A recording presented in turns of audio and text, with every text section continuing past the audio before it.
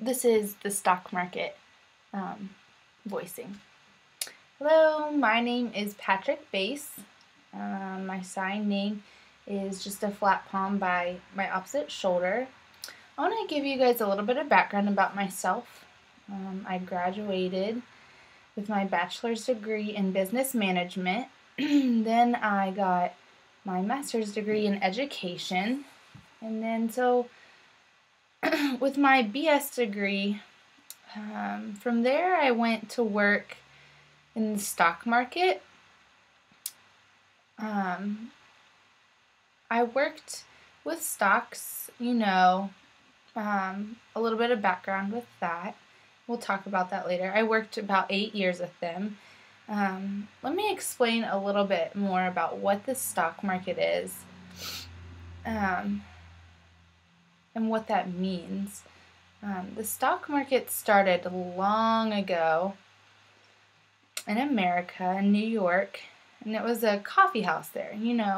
A coffee house is right here, and that coffee house sold coffee beans. Well, this store sold a different bean, and they started to exchange back and forth. And so that's about in the 1700s, about when the stock market kind of started. Later it became a very popular thing, and it's been expanding ever since there. The NYE, meaning the New York Exchange. It's really big, the exchange. And it's been around a long time, about 200 years. Money has grown, and people continue to invest in things. A lot of money. The NYE means, and a lot of people join in that. And that has obviously expanded, and companies have kind of gone with that. And what's pretty cool about that is long ago, computers, like iPhones, iPads, all those things, they are a part of the stock exchange. And then another, IBM, is a part of it as well. The computers. So the New York Exchange, they're both in that area. So the stock market is important because one person, and the seller and the buyer, they see that IBM and money is booming, and that people are making a lot of money, and so sometimes people have a hard time trusting them. Do I want ownership of that company? Should I approach that and sign up for that for part ownership?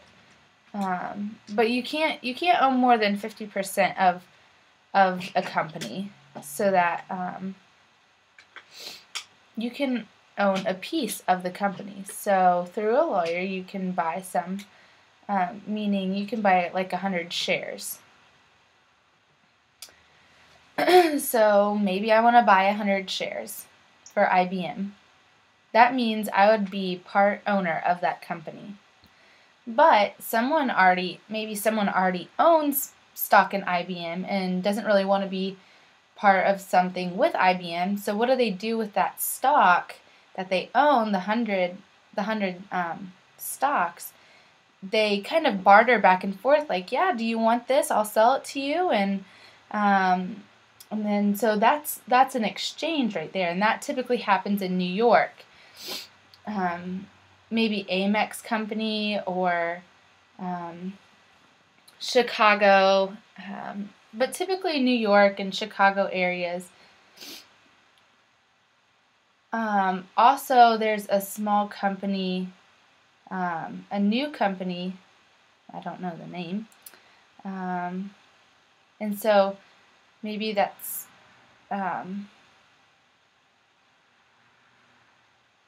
so those 3 places for the stock market you'll be able to find. So buying stock, why would you want to do that? I'll explain a little bit. stock, you want the supply and then the demand. There's that basic kind of government economy thing.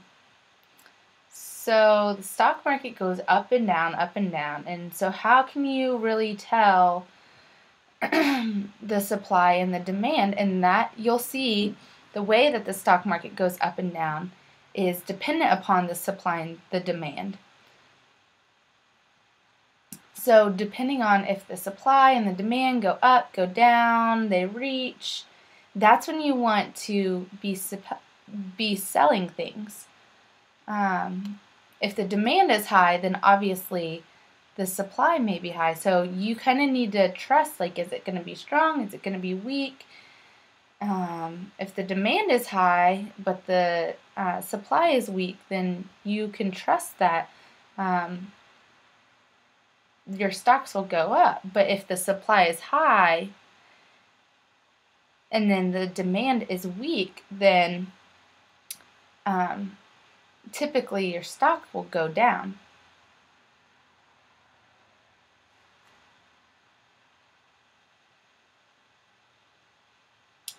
Okay, so the stock market is really important because we need to understand basic supply and demand. What?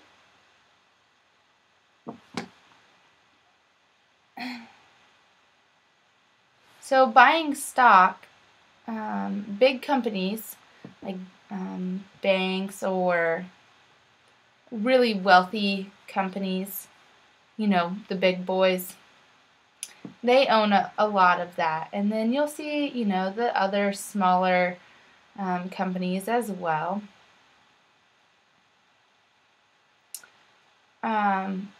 Maybe one person has a lot of stock in a lot of different places, and they feel like they don't really need to worry about losing money. And but you may feel worried when you are when you're starting out with stock. Maybe you want to contact someone who does know a lot about the stock market. So you can enter in the doors and sit down and meet with a person and ask for some help. You can ask them a lot of questions and say, are you willing for this? So let me know, like, what is the stock market? What should I invest in? You know, what should I do so that my money, should I divide them up, or should I do limited amounts or one big chunk? So they will answer your questions, and you say, I'm 35, I don't know if I'm willing to do this. Maybe when I'm 50 I'll want to retire and the stock market will grow. You kind of want to make sure that you realize those things. So if the stocks are really high, you want to invest a lot of money. So, and that's a lot of money that you can be investing. So you want to make sure you inquire on what you're talking about and what you want to do with the stock market. Are you going to be willing to give them that information and those, those projects and all of that money? Some people feel kind of leery on the stock market. There may be a problem or a lawsuit, or computers could break down. You have $200,000, maybe like colleges, universities, high schools. And so what do these students learn about that? And they say, you know, what's up? Like, you know, word of mouth will get around and become scared, and then there's a lot of pressure with that. There's a lot of emotional stress, and there's a lot of hype on, you know, maybe new products or something that will be coming out. Also, there's a lot of gossip, a lot of negative gossip, so people become a little paranoid with things like that. So your emotions kind of go up and down. So it's really important for you to know the stock market, to keep calm and discipline and stay busy on what you're doing and focus on what you're doing. And that is really what's important. Know the company that you trust and someone that you can trust. Make sure you make those contacts. If you feel worried, you can call and talk with someone and maybe email a person or VP or chat with someone. So yeah.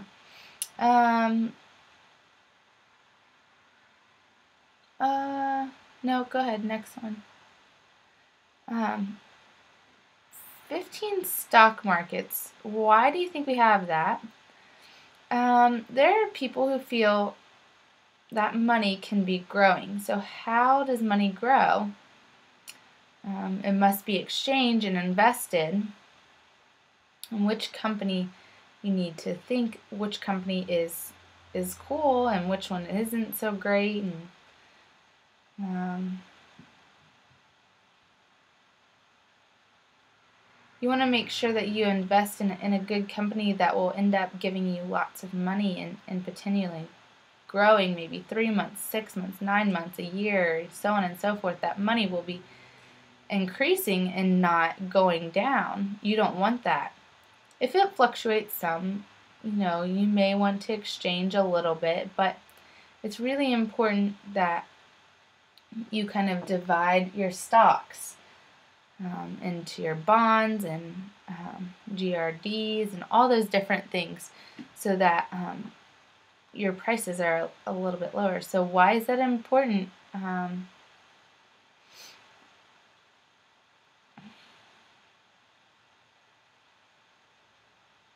Maybe in about 6 months, and you can ask about how much would you get paid, and maybe it's just a little bit amount. How do you make your money grow? You can't do that if it's just a little bit.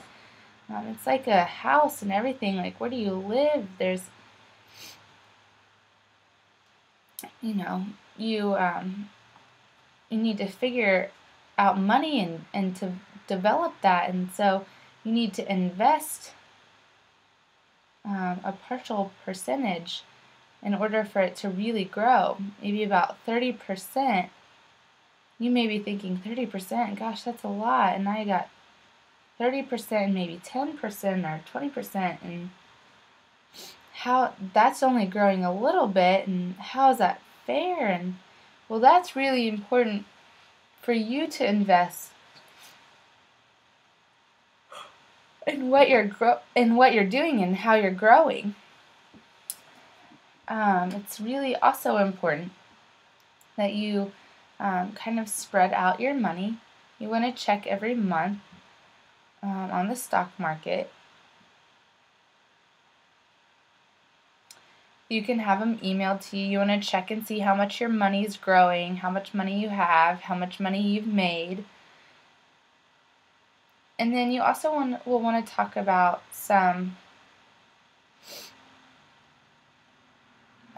maybe like Apple.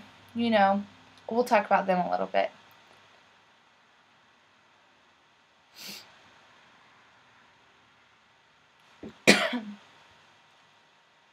Maybe you would trust that company. And so what does that mean? So Facebook, it's been kind of a growing thing for a while, and it was private for a while. People thought, oh, maybe I should, that's pretty cool. Facebook's pretty neat. It's a cool way to connect with friends, family. It's fun to post pictures, And then about 2 years later, people started becoming a little more involved with that.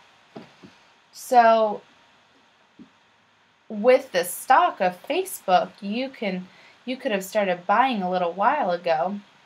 And that meaning, so Facebook has 400,000 users divided by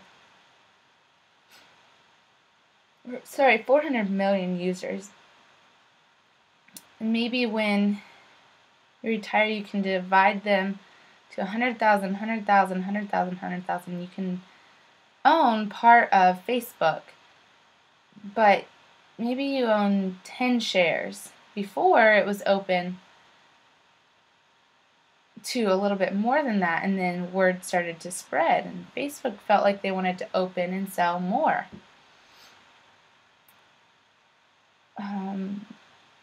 They wanted to grow their money, so Facebook started to expand and to help your money that you've already invested grow. So Facebook was a private company, and they didn't want people to come in with that money and work to find other things. Facebook, that company, they wanted to take advantage of it, so they opened up and let everyone kind of invest in that company. It was a hot topic.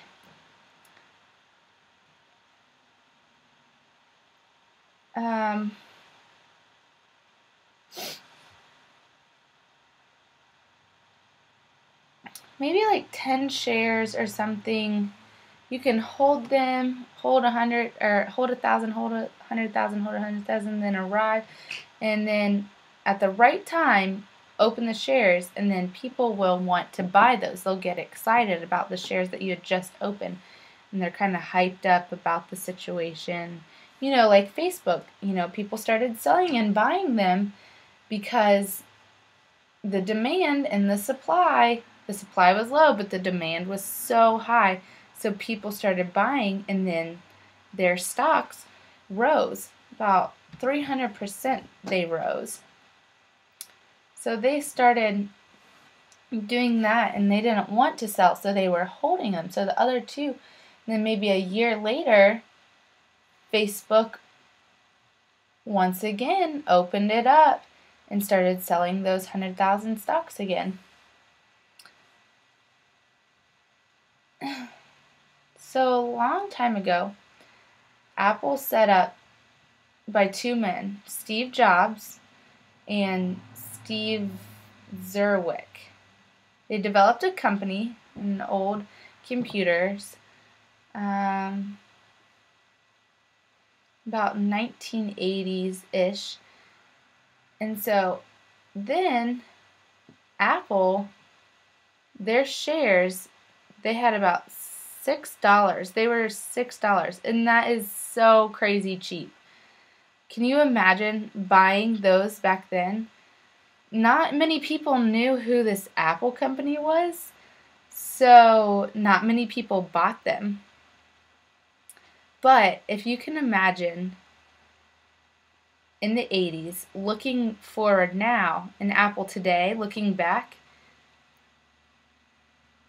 now shares are about $600.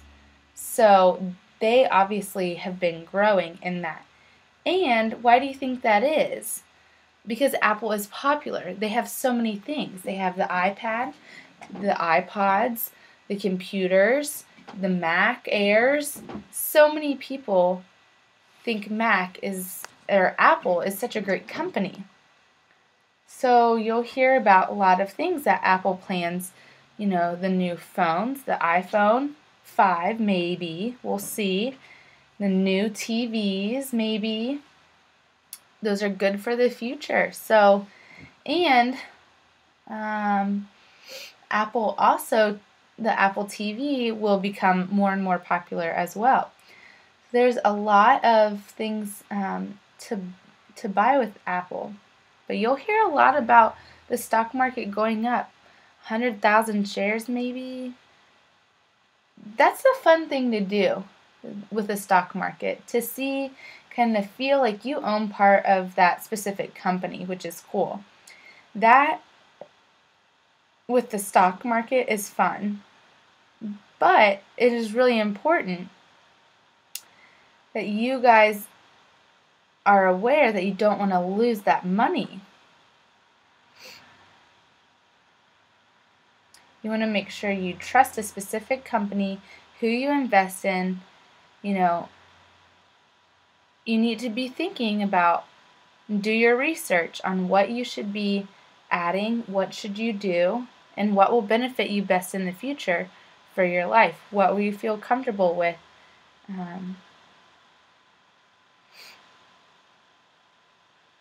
So you need to maybe talk to someone who knows a little bit about the stock market, who you trust, and all of those people. And I would suggest you to do your research on the stock market and who to invest in. It's fun, but make sure you do your education on that.